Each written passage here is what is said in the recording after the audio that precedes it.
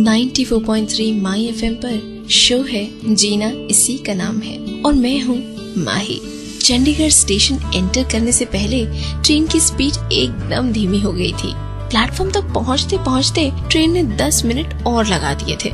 उतरने वाले सभी पैसेंजर्स बोगी के दरवाजे पर अपने सामान के साथ आधे घंटे पहले से ही खड़े थे, मानो चलती ट्रेन से कूदकर सीधे अपने घर के लॉन में लैंड करेंगे। ट्रेन की स्पीड जितनी धीमी होती जाती थी, उनकी झुंझलाहट उतनी ही बढ़ती जाती। सभी को जल्दी थी घर पहुंचने की। आखिर उसे भी तो थी। चंडीगढ़ स्टेशन पर खासी भीड़ थी। वो उतरा, गाड़ी देखी। सुबह के 10:30 बजे थे। भारी लैपटॉप बैग उठाने से उसका राइट कंधा दुखने लगा था। जोर से झुंझलाते हुए उसने लैपटॉप बैग राइट से लेफ्ट कंधे पर डाला, जिसकी वजह से पीछे खड़ी औरत को टक्कर लग गई। उसने तुरंत मुड़कर औरत को सॉरी मैम बोला। औरत बड़ी गंदी नजरों से उसे घूरते हुए आगे बढ़ गई। बैग का भार हटा तो हाथ नम सा हो गया। उसने जोर से हाथ झटका और टी स्टॉल की तरफ बढ़ गया। उसका चेहरा शांत था, लेकिन मन में उथल पुथल मची हुई थी। पर क्यों? कौन है ये? जानेंगे थोड़ी देर में। 94.3 माई एफएम पर शो है जीना इसी का नाम है और मैं हूँ माही। पेपर कप में चाय लेकर वो एक पत्थर की लाल बेंच पर बैठ गया। रात भर ट्रेन में अपना बैग सीने से लगाए बैठा रहा। सो भी नहीं पाया था। अब थकान महसूस हो रही थी। चाय का घूंट अंदर गया तो थोड़ा फ्रेश फील हुआ। एक और ट्रेन आकर रुकी थी। चढ़ने वालों की भीड़ उतरने वालों को उतरने नहीं दे रही थी। कूली और दोस्त रिश्तेदार भी शामिल थे उस भीड़ में। अरे कहाँ से आ रहे हैं इतने लोग और कहाँ को जा रहे हैं, उसने सोचा। वो उतरने वाले मुसाफिरों के चेहरे को गौर से देख रहा था। उनकी खुशी का अंदाजा लगा रहा था। अपने परिवार वालों से मिलना, उनको गले लगाना कितना सुकून देता है ना दिल को। जल्द ही वो भी अपने घर, अपने परिवार वालों के बीच होगा। बस काम हो जाए। इतने महीनों से तैयारी की थी आज के लिए, जैसे स्कूल के दिनों में किसी एग्जाम से पहले करता था। पर डिसाइड कर लिया था उसने, पैसे मिलते ही काम छोड़ देगा और फिर सीधे घर। चाहे बॉस कुछ भी कहे, रोकने की कोशिश करेगा, लेकिन वो नहीं मानेगा। अरसा हो चुका था गाँव गए हुए, अपनी माँ और छोटे भाई बहनों को देखे हुए। पर अब तो थोड़ी ही देर की बात है। पर क्या होने वाला था थोड़ी देर में, जानने के लिए सुनते रहिए। जीना इसी का नाम है। 94.3 माई एफएम पर शो है जीना इसी का नाम है और मैं हूँ माही। उसे गांव में अपना घर याद हो आया। माँ, छोटा भाई, 2 बहनें, सबसे बड़ा था वो। भाई बहनों में माँ का दुलारा उनकी सबसे बड़ी उम्मीद, और शायद पापा की भी। वो तो रहे नहीं अब, पर कभी कभी उनकी भी याद आ जाती है। कितना गर्व था उनको उस पर। हमेशा क्लास में अव्वल जो आता था, क्या टीचर्स और क्या गांव वाले, सभी उसका एग्जाम्पल देते थे। हर माँ बाप अपने बच्चे को उसके जैसा बनाना चाहते थे, सीधा, शांत और सरल। कुछ लोग तो उसे श्रवण कुमार नाम दे चुके थे।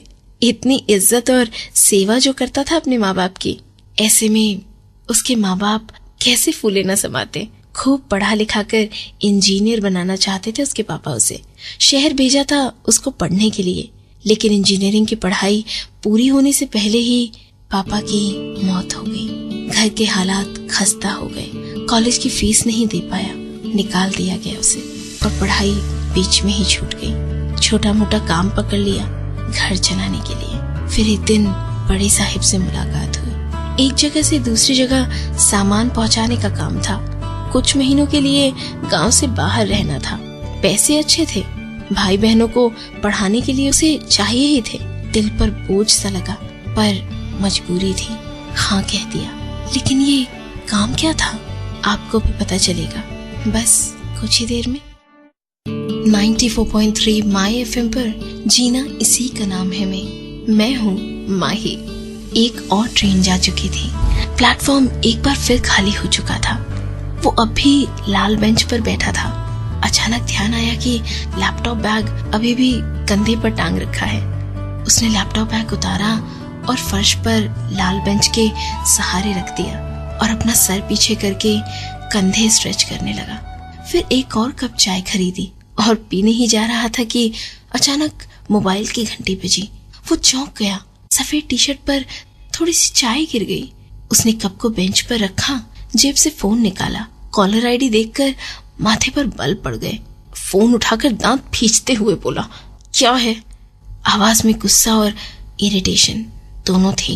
एक हाथ से टी शर्ट पर लगा हुआ चाय का दाग पोंछ रहा था। शायद फोन करने वाले ने पूछा होगा, सब ठीक है ना? तभी तो उसने गुस्से से कहा कि अगर ठीक नहीं होता तो तुम्हें फोन कर देता। सब ठीक है, और ये बार बार मुझे फोन करके परेशान मत करो। हर मिनट की अपडेट नहीं दे सकता मैं, फोन में बैलेंस कम है। ये कहकर फोन काट दिया। प्लेटफॉर्म पर लगी बड़ी सी गोल घड़ी की तरफ देखा। सुइयां 11 बजा रही थी। बस 10-15 मिनट में ट्रेन आ जाएगी और वो चल देगा। पर कहाँ चल देगा, जानेंगे थोड़ी देर में। 94.3 माई FM पर शो है जीना इसी का नाम है और मैं हूँ माही। स्टेशन पर हलचल एक बार फिर बढ़ गई। एक और ट्रेन आने वाली थी। एक मुसाफिर को रिसीव और ड्रॉप करने के लिए 4 लोग आए हुए थे। उसने अपना रक्सैक बैग पास खींच लिया। फेरी वालों की तीखी आवाजों से प्लेटफॉर्म जीवित हो गया एक बार फिर। भिखारी एल्युमिनियम का कटोरा बजाते हुए भीख मांग रहे थे।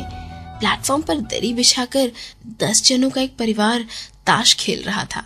उनके चारों तरफ लगेज का ढेर लगा हुआ था।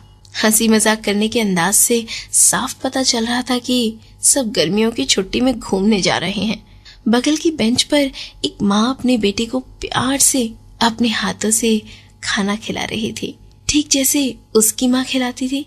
एक बाप अपनी बेटी को कंधे पर बिठाकर घुमा रहा था, ठीक वैसे ही जैसे उसके पापा बचपन में उसके भाई बहनों को घुमाते थे। डेली अप एंड डाउन करने वाले कॉलेज के स्टूडेंट्स एक दूसरे पर फप्तियां कसते हुए एक के टिफिन पर टूट रहे थे, जैसे वो इंजीनियरिंग कॉलेज में अपने दोस्तों के साथ करता था।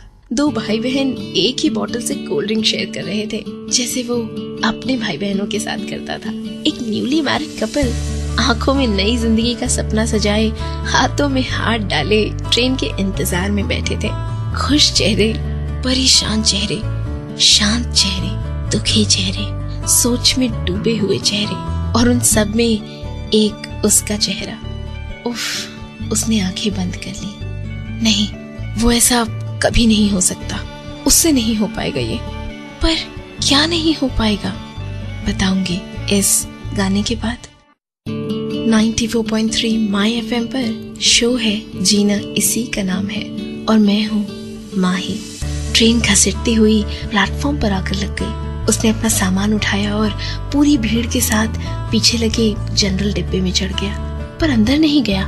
2 मिनट बाद एक तेज झटके के साथ ट्रेन ने धीमे से चलना शुरू किया। वो टॉयलेट के पास दरवाजे पर खड़ा था। ट्रेन के डिब्बे ने लाल बेंच क्रॉस की जहां वो बैठा हुआ था। लैपटॉप बैग अभी बेंच के सहारे फर्श पर पड़ा हुआ था। सब कुछ प्लान के मुताबिक हुआ था। बस अब उसे सिर्फ एक फोन कॉल करनी थी।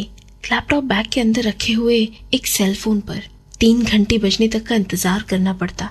इधर फोन कट, उधर बॉम्ब का टाइमर एक्टिवेट हो जाता। बाकी खबर न्यूज चैनल में आ जाएगी और उसके बाद तुम्हारे रुपए तुम्हारे घर पहुंच जाएंगे। स्टेशन पीछे छूट चुका था। इंसानी रिश्तों का रीला धीरे धीरे आंखों से ओझल हो गया। उसने मन पक्का किया, टॉयलेट में घुसा, जेब में हाथ डाला, फोन निकाला और नंबर डायल कर दिया। Hello, police station. Chandigarh station पर एक लाल पत्थर की बेंच के नीचे लैपटॉप बैग में बॉम्ब रखा है, जल्दी कीजिए। ट्रेन तेज रफ्तार पकड़ चुकी थी। फोन काटकर उसने सिम निकाला और फ्लश कर दिया और खुद एक के बाद दूसरा डिब्बा क्रॉस किया और भीड़ में खो गया।